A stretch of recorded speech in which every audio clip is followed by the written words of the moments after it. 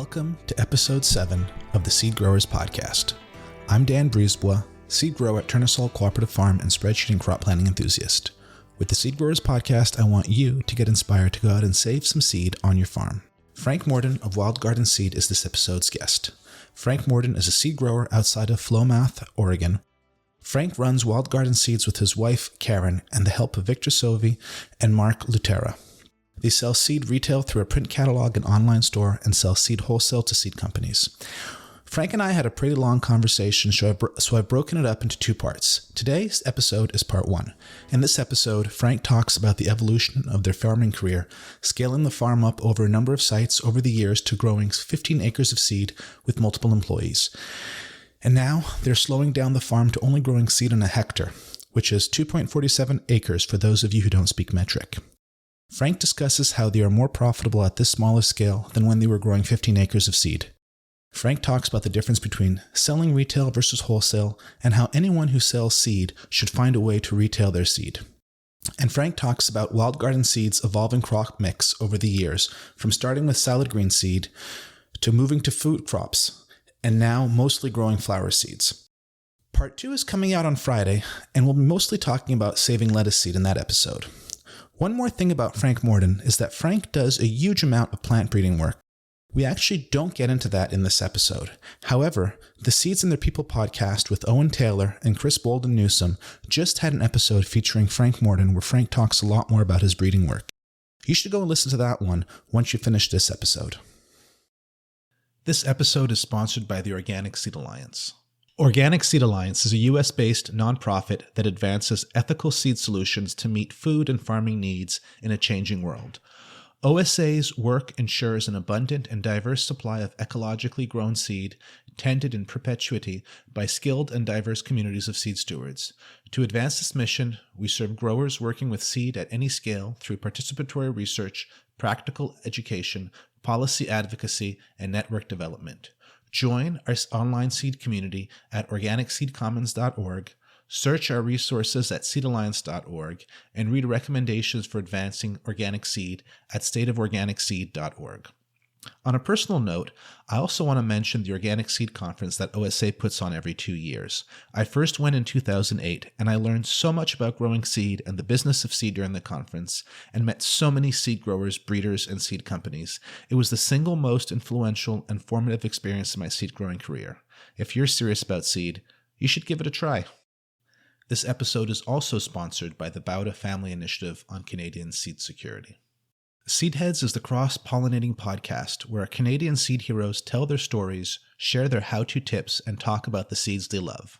Join Steph Benoit and Hugo Martorell as they host conversations that are both technically useful and personally inspiring, as guests share the myriad ways that seeds are at the center of our lives as growers and eaters. If you're interested in hearing from people who are passionate about saving, stewarding, and sharing seed, subscribe to Seedheads in your favorite podcast app, or go to seedsecurity.ca/podcast and get started with seasons 1 and 2 of Seedheads today.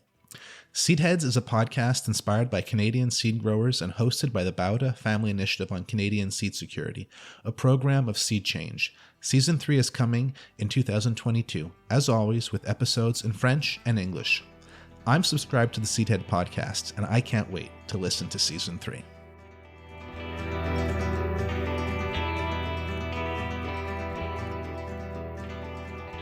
Hello, Frank Morton. Welcome to the Seed Growers Podcast. Thanks a lot, Dan. I really appreciate you having me on. It's pretty exciting to be talking to you right here. You're probably the first real seed grower, I don't know if you can call it that way, that I met back maybe about 15 years ago after having done this. I was doing this, for 5-6 years on my own, and you're one of the first people that I met who was making a living doing this, a career of this, and who I had so much to learn from. So it's exciting to have this conversation with you. Well, I'm excited to talk to you because you are one of the few people that I met 15 years ago who's now operating their own seed company in conjunction with the market garden production. So I think that's pretty exciting. You've taken what, 15 years ago, I think I was all about the idea of integrating seed growing into produce production. But, that turns out to be pretty complicated to do, and you are doing it. And not only are you doing it, you're also showing other people how to do it. So I appreciate the opportunity to talk with you and tell you what I've learned. I thought we could start off by talking a little bit about where you farm and the climate and how that affects the seed saving that you do. Well, Wild Garden Seed is located in Oregon's Willamette Valley, which is west of the Cascades. Our climate is a lot like, it's not too different than Virginia during the wintertime. And during the summertime, it's relatively cool. So it's described as a maritime climate, something like a warm England. And most of our rain happens in the winter. We have not very much rain after June. The 4th of July is often the last rain we get. And that makes this region of the United States a really prime region to grow, especially biennial seed crops, because the mild winter allows them to overwinter, and the dry harvest period from July usually through the end of September is ideal for seed harvest. So we happen to live in a very fortuitous location, as opposed to people who live in humid, rainy conditions in the summertime, which is a lot more challenging for a lot of our seed crops. So, I count myself lucky. I didn't move here to grow seeds, but at one point I realized I was in one of the best seed growing regions in the world. So I didn't have to feel like I was swimming upstream in that way. So with our mellow climate, we actually get started with seed sowing for seed production, usually in February. I've started some crops as early as January, but I don't do that anymore. They usually get too big before you can put them out. But if I don't start things like lettuce in February, say if I try to direct seed them at the end of March, I will be lucky to collect dry seed from that, or seed from that during a dry spell, because you really do need to hit that time right around the 1st of September, or after that, things go down quickly in terms of lettuce seed harvest. So it's not, I can make lettuce bolt planting it anytime during the spring, but getting it to bolt and mature its seeds before the rain starts and before the migratory birds arrive. And that's a real issue. Other crops, we're starting in the greenhouse, like my tomatoes and things like that. I don't start them before the first day of spring, usually. Same with peppers and basil. And then we're usually too wet to plant out in early April. So I consider things normal if I can get my transplanting started at the end of April. But, you know how weather is. This year we had a dry March, and we got some things in early, but then we had the wettest April on record, and so I got some things in early, but now I'm sitting on some things that are way late. So that's kind of how it goes out here. We don't have a lot of heat during the summertime, and that's why we have to start things early in the spring. Our things mature very slowly. If you did a days to maturity test here for almost anything, and compared it to a days to maturity test just on the other side of the Cascades, you'd get completely different numbers, because here west of the Cascades, heat units accumulate very slowly. So, there are some crops in this climate that we can plant in July that overwinter in the field, hails and things like that. I don't think you can do that in Quebec. So for brassica growing, this is an ideal place, to tell you the truth. That's the outline of our climate and where we are. What does your farm look like at this point? I know it's gone through different iterations over the years. Can you tell us? Oh yeah, what the current state of Wild Garden Seed is? Every one of my farms has been completely different. My very first farm, starting in 1980, was in a very remote location you could only get to by boat, and that's where I learned how to grow things. And that's where I started saving my own seeds. And then I moved to a farm in Washington, which was the south-facing slope of a clear cut that we terraced off. And this was really glacial moraine in the Puget Sound area. And we had and this is where my plant breeding started. We had basically a 2-acre garden that was on 4 terraces on a hillside, and there were stone walls and stone pathways, because everywhere you dug, you harvested rocks of every sort. It was really an amazing piece of art. And I was there for about 5 years. And that's where I started plant breeding. And at that time, we were selling salad greens to restaurants through the mail. So from Western Washington, we were selling very exotic salad mixes to restaurants in Seattle, Portland, Washington, D.C., Philadelphia, New York, and it all went by UPS. I don't think you could do that today. I don't think a restaurant would accept salad traveling unrefrigerated through UPS, but that's what we did. My third farm was here in Western Oregon in the foothills of the Coast Range. It had a very permacultural feel about it. It was actually located in a remnant of oak savanna prairie that used to dominate this area before the white people came. So we live basically on the edge of a prairie full of wildflowers that grow nowhere else on earth. And it was just so inspiring to be there. And that's where our seed company started, was at our third farm. And that was the beginning of Wild Garden Seed. And that garden that we had, it was, I don't know, 1.5 acres or something like that of raised beds on a hillside. Seems like all my farms are on hillsides. I don't quite get this.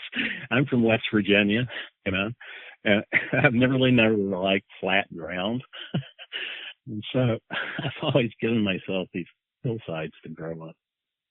At the Wild Farm, as we called it, we started our seed catalog. And it was during that time that we formed a partnership with Gathering Together Farm. And Gathering Together Farm is on a beautiful floodplain in the Willamette Valley, decidedly flat. But it was one of the first organic produce farms in this area. And the proprietors there are some of our best friends. And at one point, they invited us, if we needed more room to grow seeds on, to grow seeds for them. That would have been about 1995. And within 5 years, we had a full-blown partnership going. And it's during that period that, I started hiring people and growing more extensively and growing on contracts for other companies like Seed to Change, Renee's Garden, Johnny's Territorial Seed Company, High Mowing Seeds. And it was because of that partnership with Gathering Together Farm that we were able to begin to fill, an empty niche, which was organic seed for organic farmers. And this was about the time that in the United States, the National Organic Program implemented the organic seed rule, requiring organic farms to use organic seed if it was available. And if you were a person who knew about growing seeds, and if you knew about growing things organically, it was a great time to get into the seed business. This would have been around year 2003, 2004. And so at that time we started expanding. And during this period of partnership with Gathering Together Farm, eventually we had 3 farms involved. We had my farm up in the foothills, Gathering Together Farm down here on the flats. And I always called Hank Keogh my right-hand man at the time. He had a farm about 5 miles away where we could also grow crops. So here we had this situation where you had an organic produce farm producing about 60 acres of crops spread out in this floodplain where the riparian zone of the river was going right through the farm. And we could have seed crops on opposite sides of the river with perfect isolation with trees and every kind of bush. Gathering Together Farm had about 8 different, what I would call isolation zones on it that we were able to employ. Because it was spread out on leased land over about 3.5 miles of area. So it was a very good opportunity to grow on contract, grow acreage.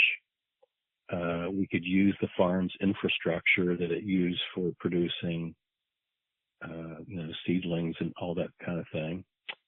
The farm provided all the cultivation, all the irrigation. Those were things that I personally didn't have to deal with.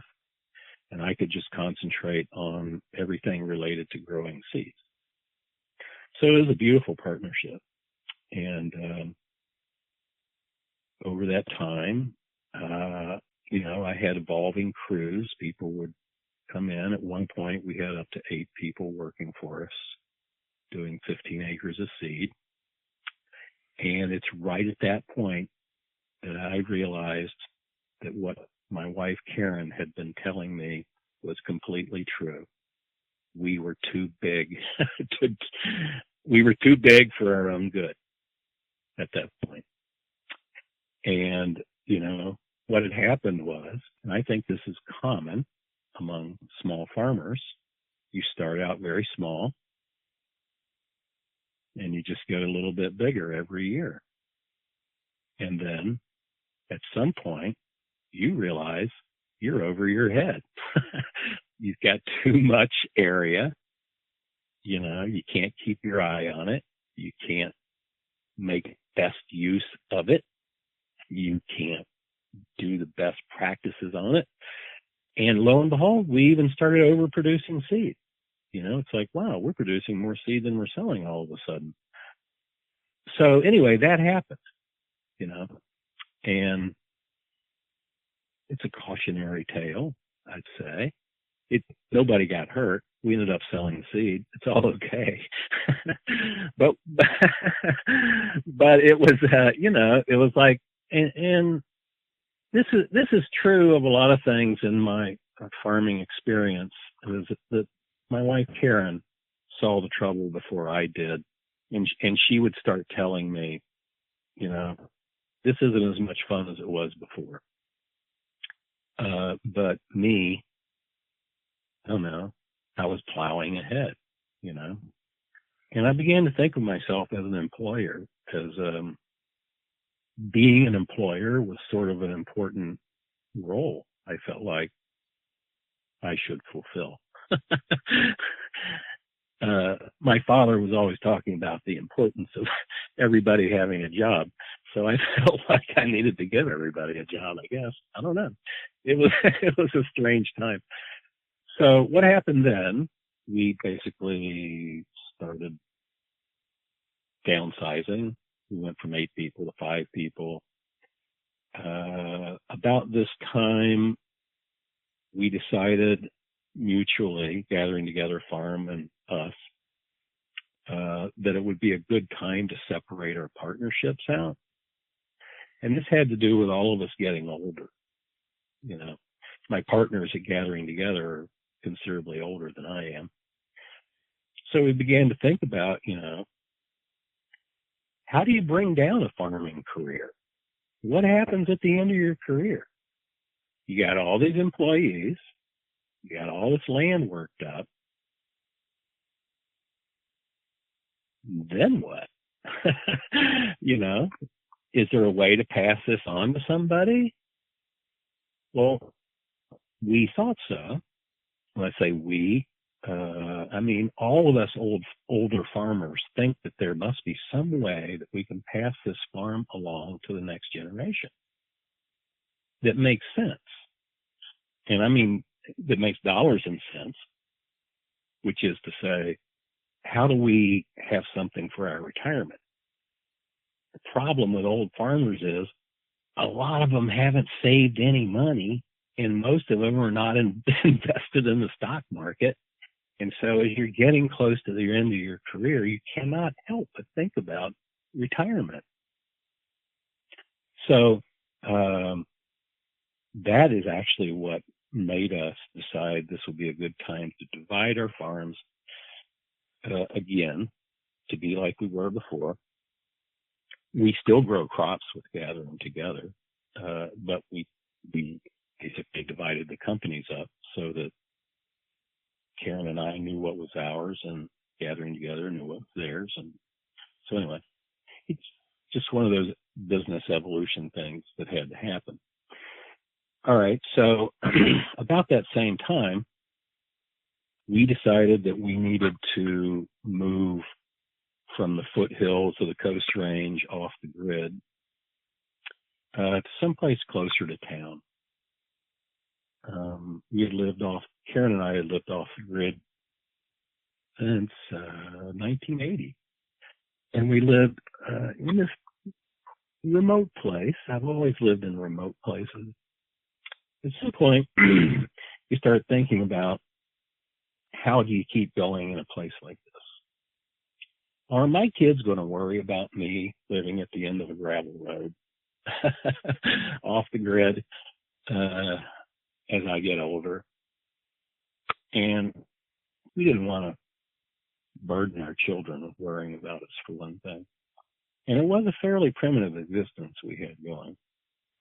So we made the choice that we would move ourselves and our farm from the foothills of the Coast Range to the edge of the Willamette Valley. And that's where we are now, the very edge. We are on the last sloped farmland before you hit the flat of the valley. And so where we live now is on about 6 acres of sloping ground overlooking Gathering Together Farm. I get to watch my friends work all day. And we, on the 6 acres, there's some forest and quite a bit of greenery, but we grow 2.5 acres of seed crops on this farm. We call this farm Aurora. On this 2.5 acres, basically a hectare, which is what 95% of the rest of the farmers in the world are farming, we are actually making, as it turns out, a better living than we were when we were farming 16 or 15 acres with 8 employees. which is a good thing because we needed we needed a situation where we could actually, earn some money before we're too old to do so. And so for the last 5 years, Karen and I, in terms of our farming career, have made several executive decisions. One of them is that we don't intend to pass our business on to anyone.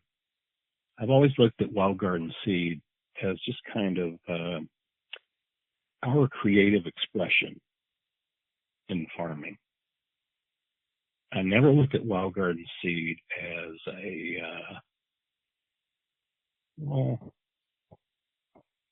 as an institution like Johnny's or Burpee's or other seed companies that have lived beyond their founders. So anyway, after we made that decision, sort of focused our minds a little bit, and we realized it would be a responsible thing to do to use this farm basically to allow us to keep farming as long as we can. And so we've had to adjust our crops accordingly. We can talk about that a little more later. But on the whole, we have shifted from crops like kale that you need to have extensive acreage to be a contract. We're still contract growers, but we've changed our crops so that we can be contract growers on smaller acreage. We still have a seed catalog. We started our seed catalog in 1994. And the importance of, I think, of having a seed catalog, if you're going to be a seed grower, it gives you a platform to speak from. If you're a seed grower and you want to sell seeds, but you don't have a catalog, it means you are selling seeds to other seed catalogs. And when you do that, you're a little bit disempowered over if you are able to sell your own seed yourself. So we can talk about that more in a minute, but where we are now, this would be my fourth farm.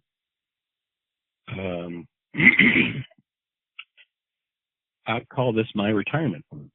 I'm trying to figure out how to keep active, going into my 70s with, land to work with and things to do. And that's where we're at now. I don't look at myself as as an important employer anymore. What size is your team at this point? We are, it's me and Karen runs the office. I help her in the office for just very short part of the year, basically January and February. The outdoor work is done by me and Victor Sauvie, who's been with me since 2012. So he's been with me for 10 years, basically straight out of high school. And Mark Luterra, he doesn't really work for me, but he is always here to help. Mark is the inventor and the manufacturer of the Winnow Wizard seed cleaning machine. Mark started working for me in 2014 and very quickly realized that what we really needed was a scale-appropriate seed cleaning device. And so he invented one, and it's called the Winnow Wizard. He has sold getting over 90 of them at this point, I believe, to small farmers and seed companies across the United States and Canada. So we actually just purchased one, and about half the guests I've interviewed for the show have also been mentioning it. So it's making the round of the seed growing community, and people love it. They should. It's the best thing ever. It really is. It is the best. So to back up, so Mark manufactures those in my shop right here on the farm. He's here every day. And in exchange for that space for him to use, he takes care of all my irrigation needs. He sets up and takes down my irrigation. If I have electrical issues or structural things I need built, anything like that, I can call on Mark. So I consider Mark an important part of my team, although, he doesn't take a check from me every month. But Victor and I do the field work, do all the soil prep and planting and harvesting. And, we had another person. I had two people up until a couple of years ago. And after 2020, of course, was a very stressful year.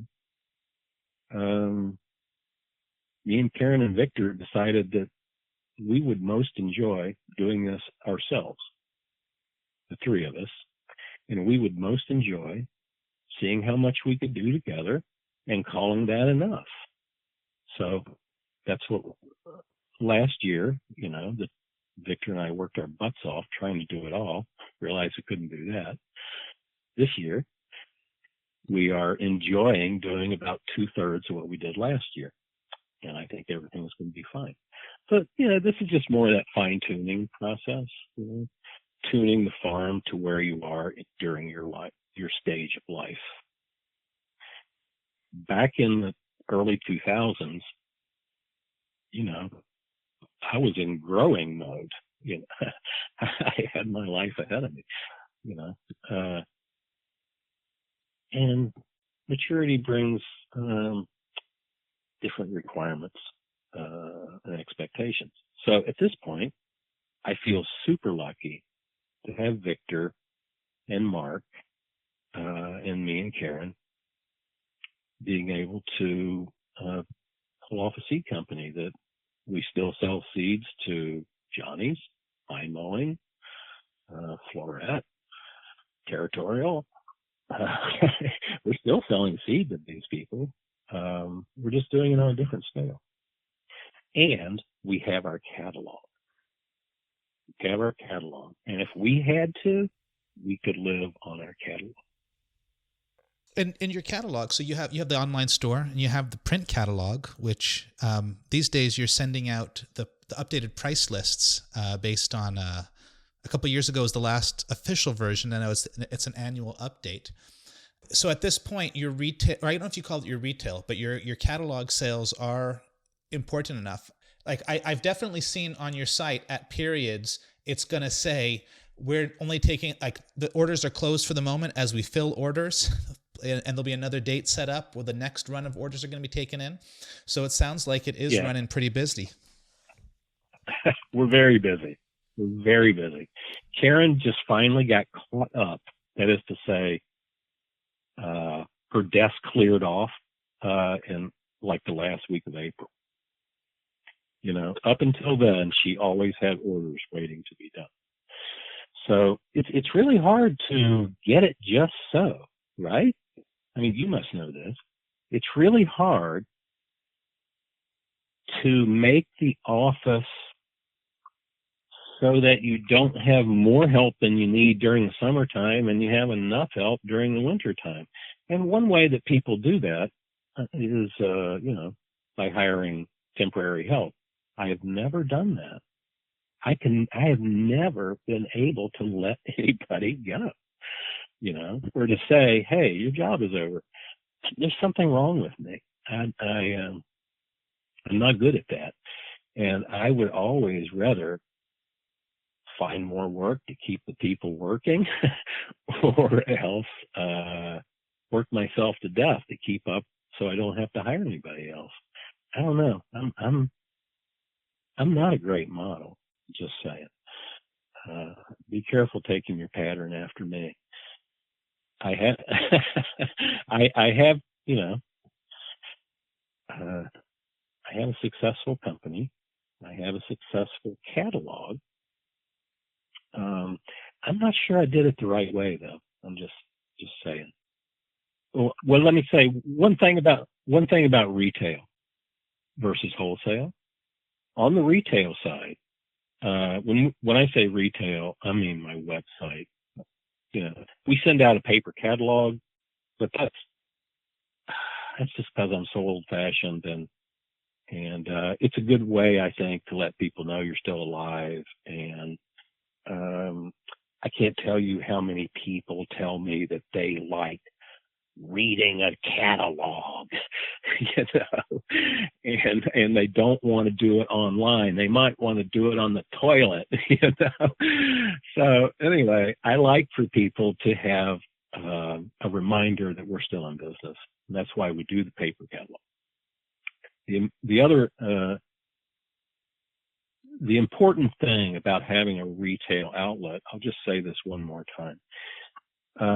Doing wholesale is a good way to make some big sales to companies, and you can, get some big checks by doing it wholesale. But it is so common that at some point that company's not going to need that product anymore. And then you have a big hole to fill.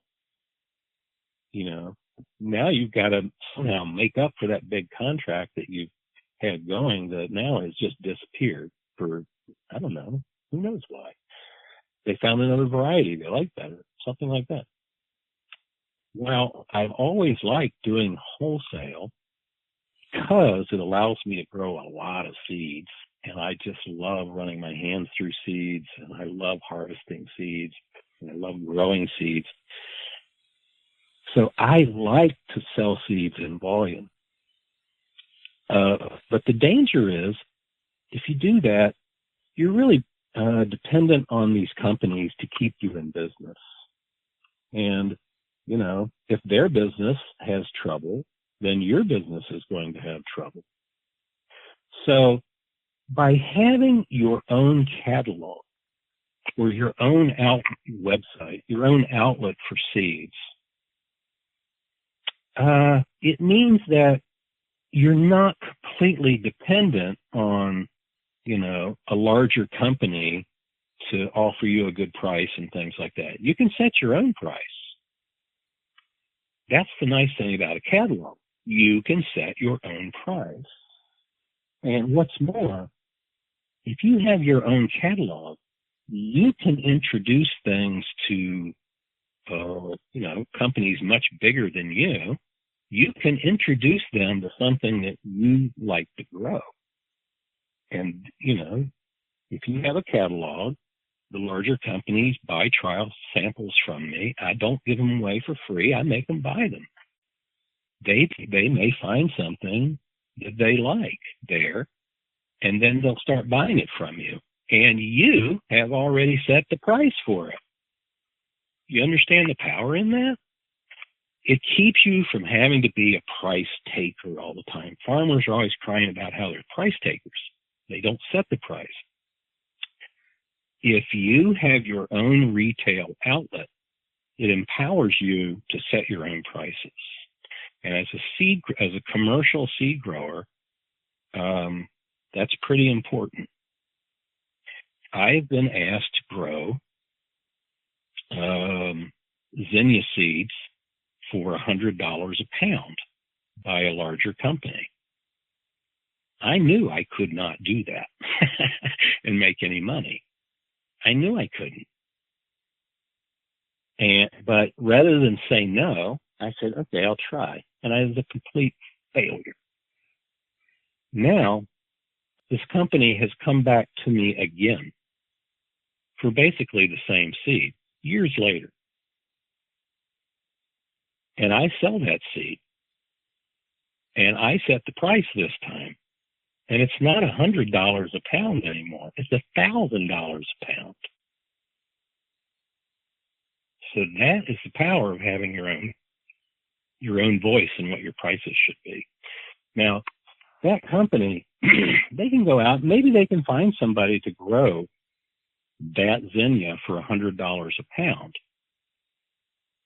More than likely, it's going to be coming from a mechanized field, and they're not going to be able you know, to buy 10 pounds from a guy like that, you're going to have to buy 100 pounds from that guy to get it at $100 a pound. Do you understand? When seed companies are trying to make seed growers grow 5-pound lots for the same price as a company who's growing 1,000-pound lots, there is no way that that seed grower can survive. So anyway, when I started selling kale, for example, the price of kale was probably $35 a pound or something like that. In my catalog, I just set the price at what I thought it should be, which was closer to 60. And people bought it. And when those companies eventually came around to buy my kale, they bought it at my price.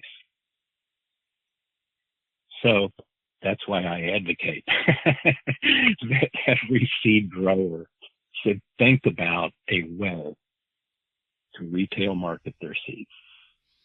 That's a great perspective. That's a great perspective on it. Hey, you all, Farmer Jesse here. The goal of No-Till Growers is to help produce and create valuable niche content like what you're listening to now.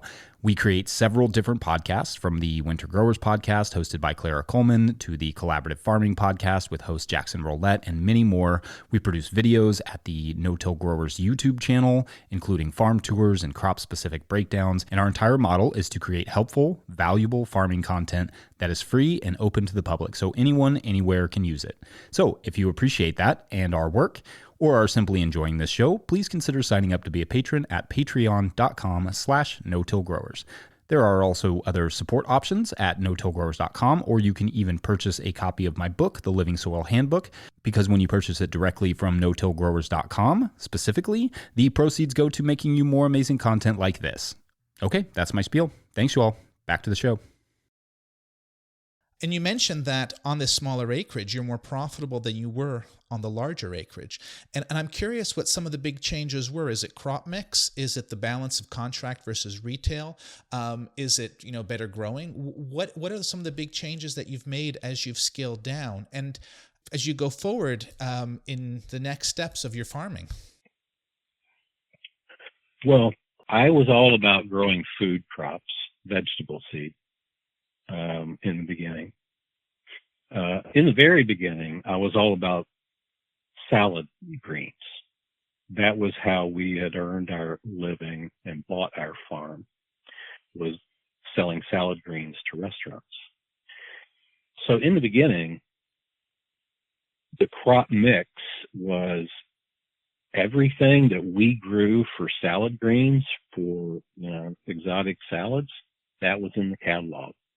All those lettuces, kales, endive, edible flowers, calendulas, basically a lot of greens is how it started out as our crop mix. And, it made perfect sense. We knew those plants. We knew how to grow all those seeds. And a lot of those seeds were not on the market. There were not people putting pungent mustards in salad mix before we did it. I can tell you that. There were no people using mustard rob, in salad mix. We used to sell, the floral shoots of kale for 5 cents a piece to restaurants back in the day. So that was our mix, and we were telling people how to use these Asian greens and the full life cycle of a kale plant and these bitter European greens, how to use them, and we were telling them, you can sell these in your market. You can put these in your salad. And that was a big part of our thing. And so at that point, it was greens. And then when we started working with Gathering Together Farm, well, they had the full produce line, they had everything from zucchini to, Jerusalem artichokes. And working with them, I was introduced to the idea that, well, some of the crops that the farm produces, these guys need a better pepper for Western Oregon. The delicata seed supply got very wonky and at that time, and there was an episode where some delicata squash got gourd mixed into it, and it produced these toxic fruits that looked exactly like a delicata, but would send somebody to the emergency room. And so, because of that, I got drug into basically saving a delicata strain that was free of the gourd. And of course, then that delicata had some other problems with fusarium and ended up being a big selection program. So, the seed mix, when we were working with Gathering Together Farm, started to, have peppers and other things that we had not really explored before. And it was in response to that farm's marketing needs or desires that we started any number of seed breeding and growing out projects. And, those things that we developed, delicata squash was a profit leader for us for some time. And so, if you looked at our sales from that period of time, lacinato kale was right on top with delicata squash below that. And, lots of kales and lettuces and things like that, because that's the market we were serving, and those were the partners we were serving also. When we moved from the foothills to this new piece of property, I was still growing vegetables, and I was growing vegetables on this piece of property, as well as, with Gathering Together Farm and with Avoca Farm, Hank's farm on the other side of town. We were still doing business together. And I was growing that same crop mix here on my 2.5 acres. What I immediately could see was my farm partners with their extensive acreage were producing all the money. And my farm, with, 150-foot rows, was suddenly not big enough to really meaningfully contribute to selling kale and squash and lettuce and things like that. I began to realize that my property here on 2.5 acres, I wasn't going to be wholesaling much vegetable seed from this place. A few specialty things, like peppers, would make sense, but it makes no sense for me to grow delicata squash on 2.5, using a significant portion of 2.5 acres. It just doesn't pay the bill. So changing the crop mix, as I say, we were still fulfilling that market, growing on the flatlands with my farming partners. But on this piece of property right here outside my back door, I began getting an inferiority complex, like I'm not holding up my end of the deal here. And that was when, basically, I realized that flower seed was a possibility, because there was this phenomenon going on in Washington State, and the phenomenon was called floret. And if you don't know who floret is, you should look them up. Floret basically is the brainchild of Aaron Benzikin, I believe. Yeah.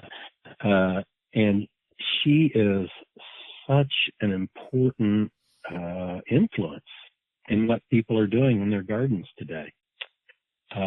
She has shown people that you can actually make quite a good living off of a small area by growing cut flowers. And she trained, so I'm sitting here watching this happen just north of me.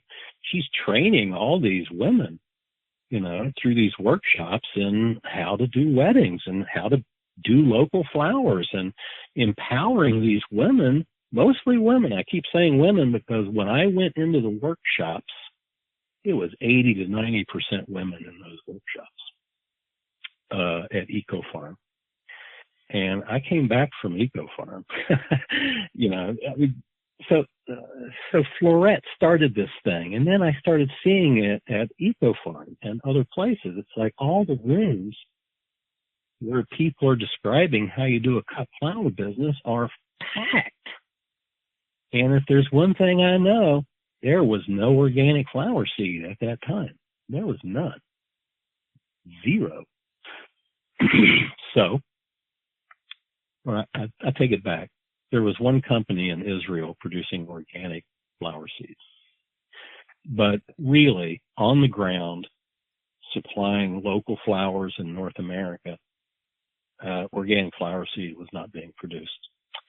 So I came home from that Eco Farm and I said to Karen, you know, I think we need to grow flowers.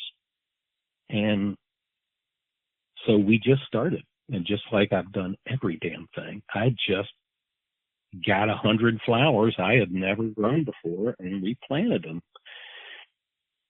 And figured out which ones we could grow. So this is to remind you, we're talking about crop mix. And how did I come up with the current crop mix? This is how I did it. I went through flower catalogs. I looked at flowers. I looked at what people put in bouquets. I ordered a bunch of flowers. I grew them. I tried to harvest seeds from them. Some things I could not find the seeds in the darn plant, or I could not figure out how to get it out. A few things. But, you know, out of that first 100, we found 75 things that we could grow. That is, that would produce seed here and we could clean. And then the next year, I did it again, another 100 things. And we found another 100 or 75 things that worked for us. And so in 2 years, we went from being a vegetable seed catalog to being a flower seed catalog. All the flower seeds are being grown on my farm. The vegetable seeds were still being grown at Gathering Together and Hank's Avoca seed farm. So that's how the transition happened. I just realized that there was a niche, and I tried to fill it. A lot of people say to me, Frank, you got way too many lettuces. Frank, you got way too many kales. Frank, you got way too many peppers. Over and over I hear, I got too many of these things. It's true, I do. And right now I have way too many flowers. But I would rather be in that position where I am offering a big choice to people about what they want to buy. As much choice as I can provide. And then, you know, I sit back and watch, and what do people like? What do they keep buying? And what do they ignore? And that's just kind of how I've done it. And the same was true when we needed to change what we were growing. I needed to do two things: find out what I could produce, and then secondly, find out what the market wanted to absorb. I can tell you, you're not going to make a fortune growing delphinium seed. People just don't need much delphinium. On the other hand, what do flower growers all grow? They all all grows zinnias. Duh. It's like it's like lettuce for flower growers, kind of. So that's my way of doing it, is to go for as much diversity as I can handle and then let it sort itself out. A lot of the things that we started growing 5 years ago, I probably will not plant again because it took 5 years to sell out that seed lot. I don't need to do that again. Or maybe it's been 5 years and the seed lot hasn't sold out yet. But I wouldn't know that if I hadn't done it. So my suggestion is, if you want to test something out as a seed grower, grow 50 plants of it. Just grow 50 plants and see how much seed, or 100. Knock yourself out. Grow 100 plants of it. See how much you can harvest from it.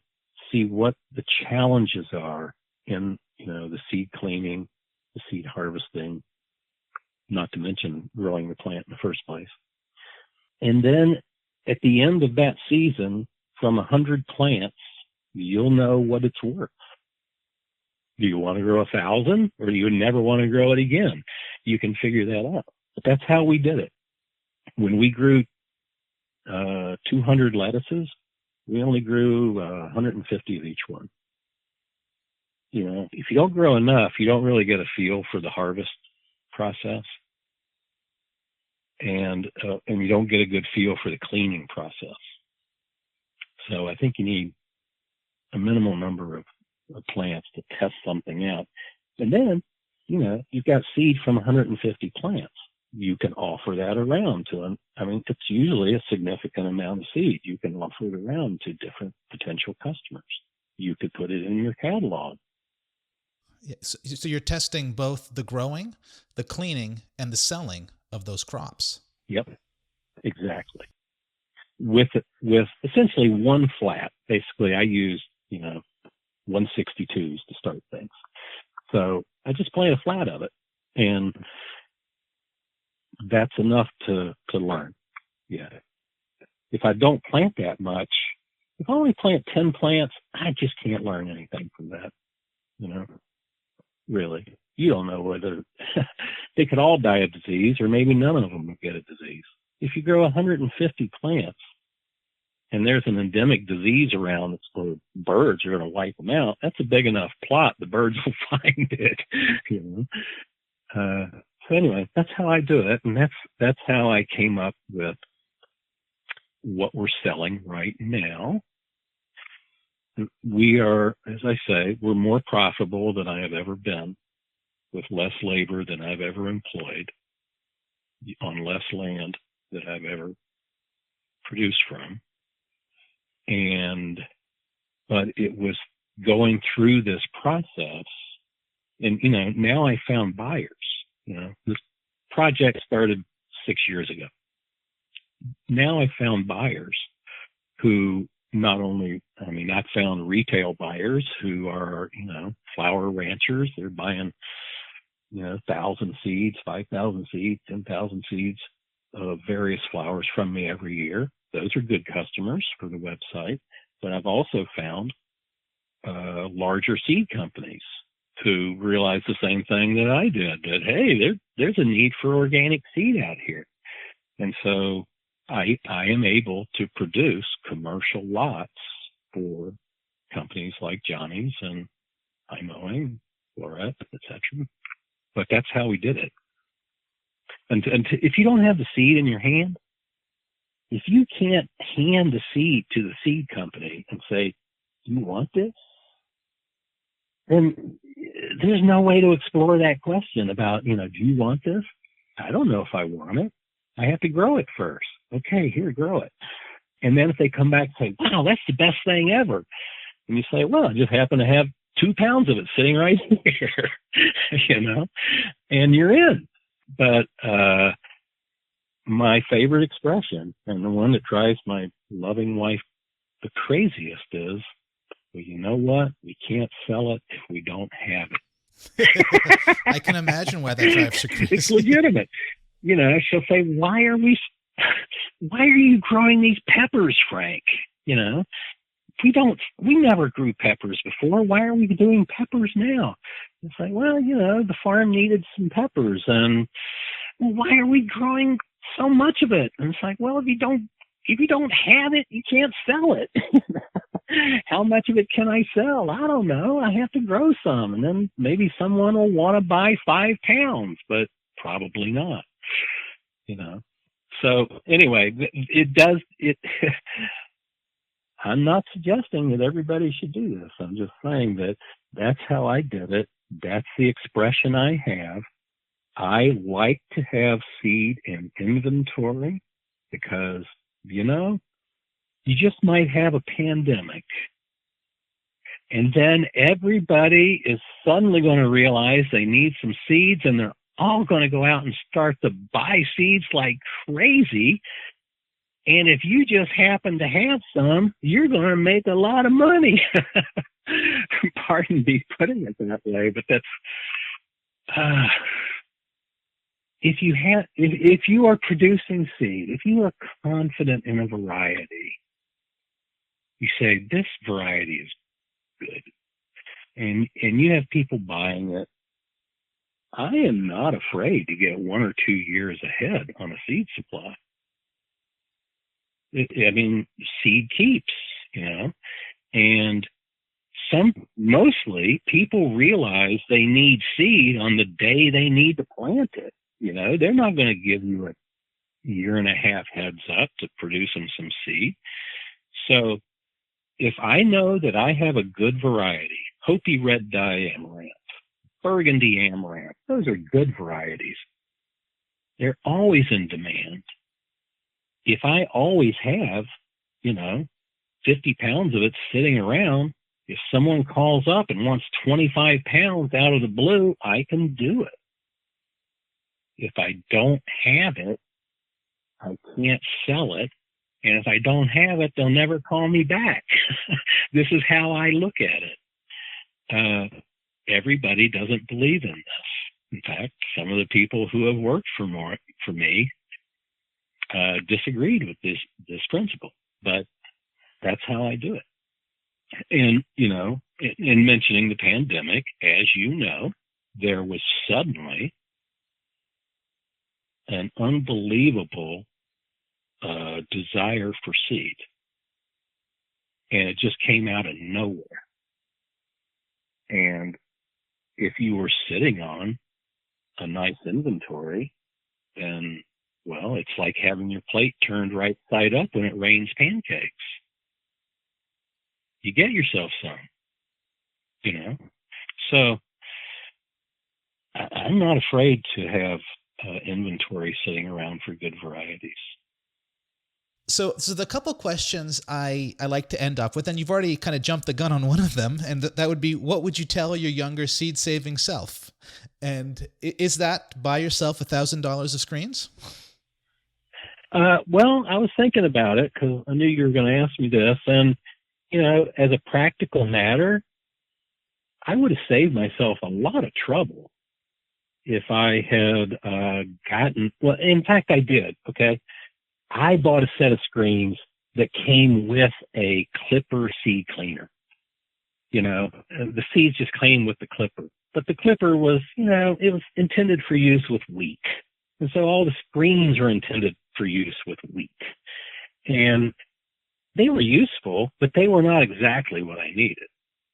And if I had just gone out and bought the screens I needed, and it would be worth somebody compiling this list someday. Maybe I'll do that.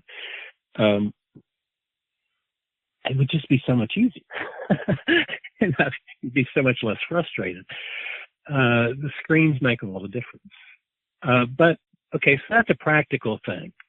But on a more philosophical level, what would I have told myself?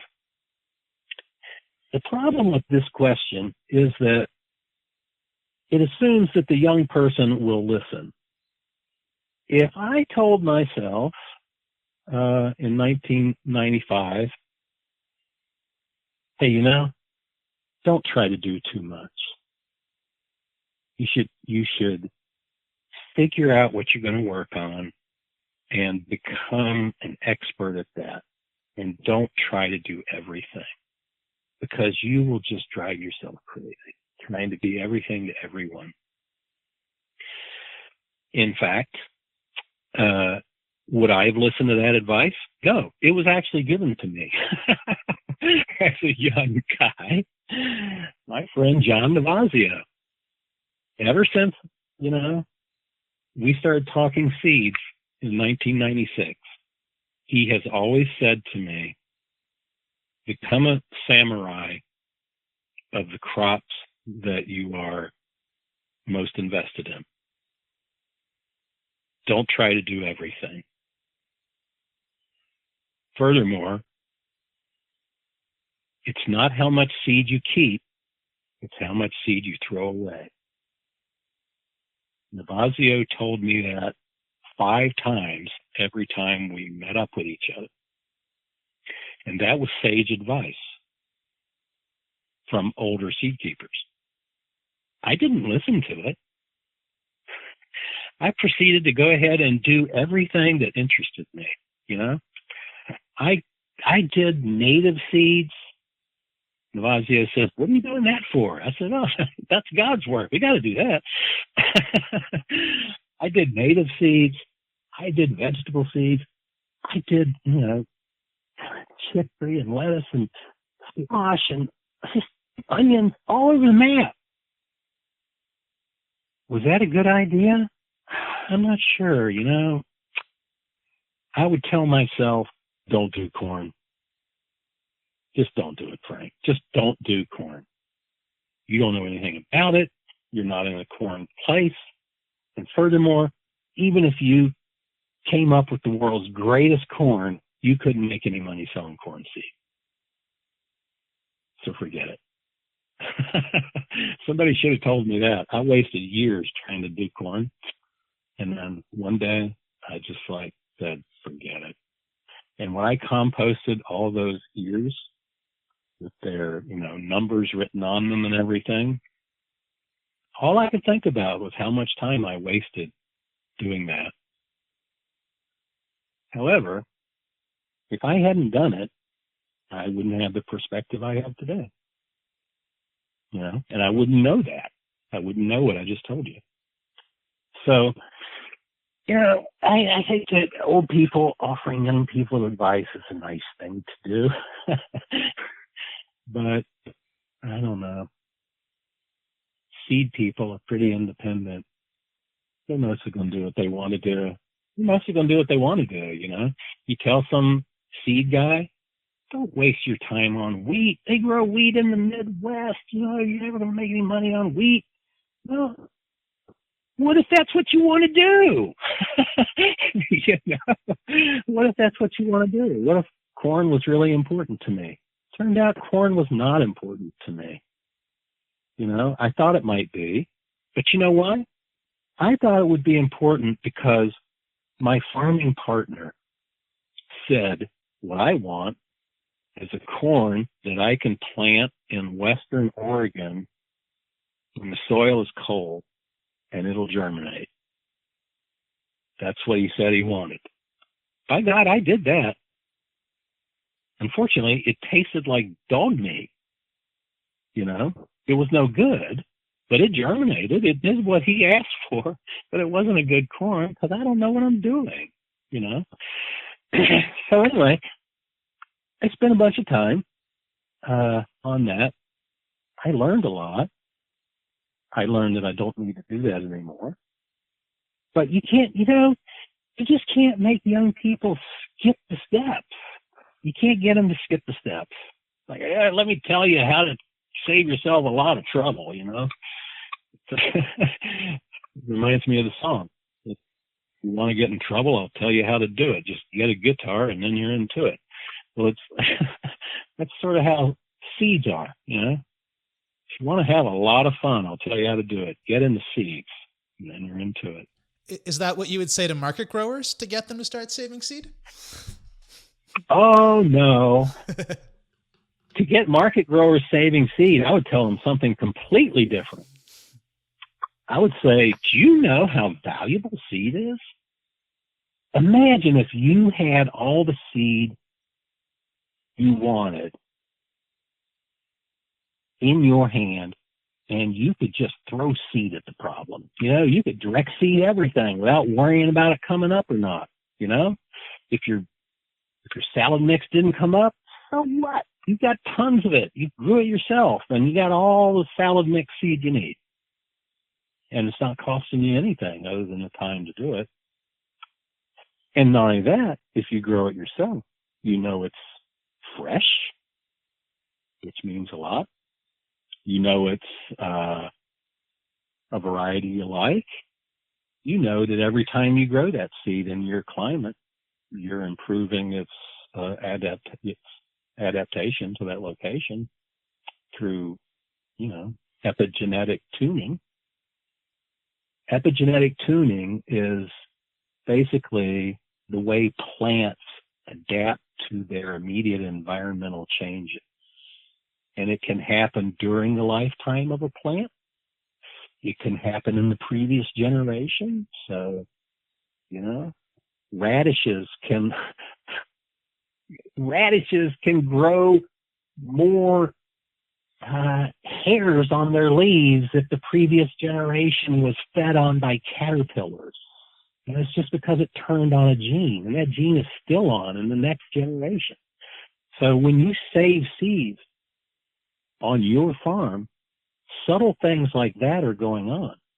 The plants really are attuning themselves in real time to your climate, not by DNA, you know, not by changing their DNA, but by changing how their DNA is switched off and on. And that's, you know, that's the epigenome. And that is what your plants learn from growing in your location. And you can't buy seeds like that. If you believe in adaptation as a market grower, then, you know, there's a tangible difference in having your own seed. I think about it, you know, like when I'm planting carrot seeds. I don't grow carrot seeds because I've got too much Queen Anne's lace around there. So I have to buy carrot seeds. Do you know seeds are expensive? So it's like, I don't know, I had to buy these seeds. It's cost some money. And then they didn't come up. Heck, now I got to go get some more. Well, if you've got a big bag of seeds, radish, carrots, beets, and, you know, all your own stuff, onions, you get a germination failure, no sweat. Do it again. Do it again. Do it again. So that's a reason to keep your own seed for your own use. I just find it super liberating to have all the seed I want. I don't know why. It's like kale, no problem. But I don't grow my own corn seeds. I have to buy corn seed. When it doesn't come up, it's like, oh, darn, now I got to go buy some more. It sets you back a little bit. But really, the reason that market growers, organic growers, should be growing their own seed is because it would make a much better organic system for us to live in. If you, as an organic grower of diversity, see, the thing about market growers, market gardeners, they're growing so much crop diversity. It's beautiful. And if they're growing the seeds for that too, and they're growing enough of it they can actually sell, well, that supports the whole organic growing community. You know, we have organic seeds produced by organic growers in our location. We want that. It makes the organic system more self-sufficient. More self-reliant is probably the better word.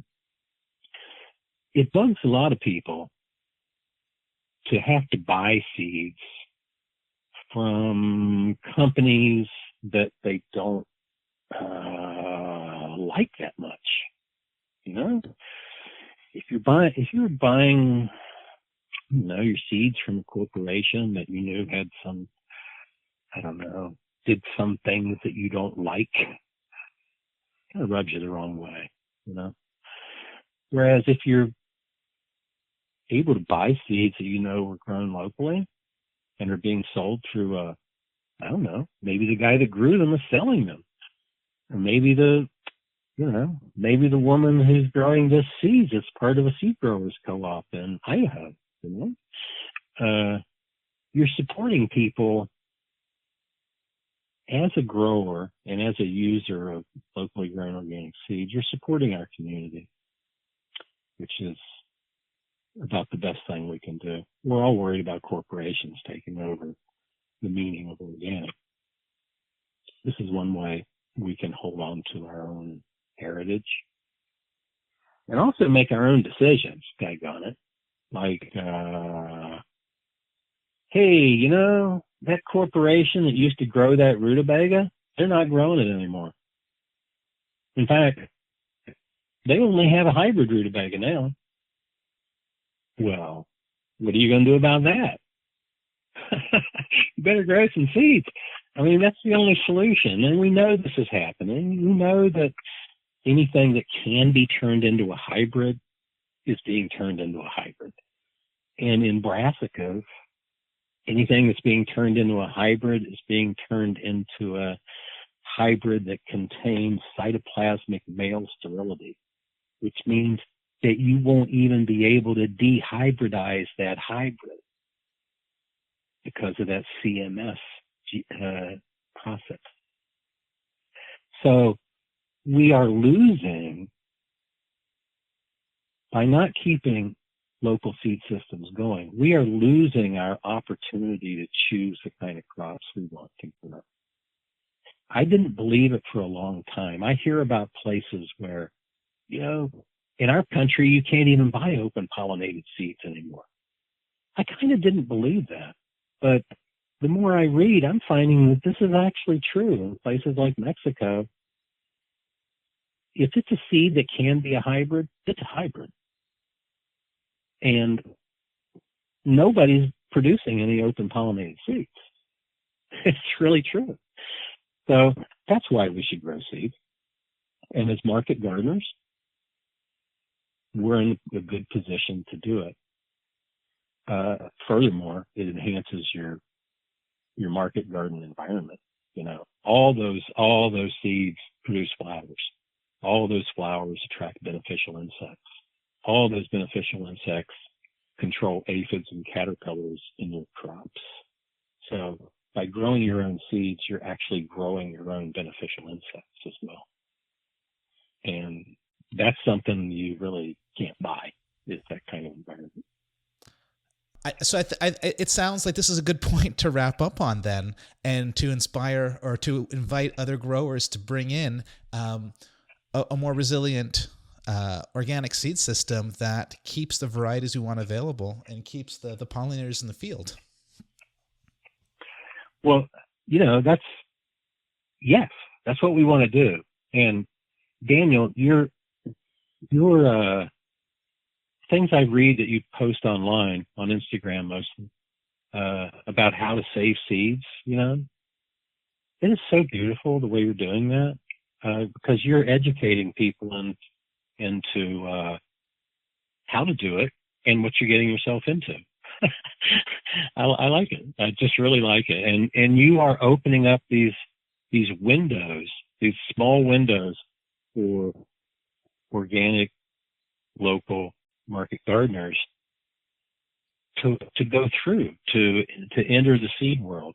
And I'll tell you, there is nothing like running your hands through your first, you know, bag of seed that you grew yourself to up your commitment to seed. There's just something tactile about it, you know. I mean, when you're holding a bag of seed, that's a real thing you got there. Something you do yourself. Well, thanks for saying that. Thank you. No, thank you. I think you're doing a fantastic job of spreading the word, and I appreciate it. Well, thanks for saying that, Frank. And one of the big steps in my journey was discovering your work. I was reading Seed to Seed and a couple other books and doing a lot of stuff on my own. And then I came upon the Wild Garden Seed catalog, and what you were doing was the limit of what I imagined could be done. And it was really, really inspiring me. And it was really, really inspiring. And it's been one of the guiding lights that I had for a long part of my journey. So thank you also for doing that. Yeah, good. That makes me feel good. I appreciate it. And I'm not fooling myself. I want to inspire people like you. I wanted to do that all along. I just wanted to show people that we can do this on our farm. Look, it's right here. We can do it if we just make the first steps and plant the first seeds. So now I feel like if I can just add this, I'm looking around and I see a lot of little seed companies, and I see a lot more small seed growers than there used to be. And a lot of the people who worked for me over the years are either seed growers, employed by seed companies, have started their own seed companies. It's cool, and we got to keep this rolling. So I appreciate your work on that too. And thanks for inviting me to this show. Well, thanks, Frank, for coming on to the podcast. It's been really great interviewing you, and I hope you have a fantastic season. Thanks a lot, Dan, and best to you to be well.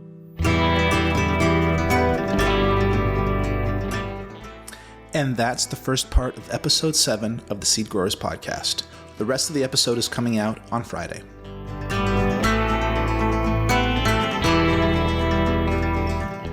A huge thanks to Frank Morton for being on the podcast and for sharing all his seed work so publicly and generously. I would not have jumped into plant breeding and selection work with as much gusto if it wasn't for Frank's example, and I know I'm not the only seed grower out there who feels that way.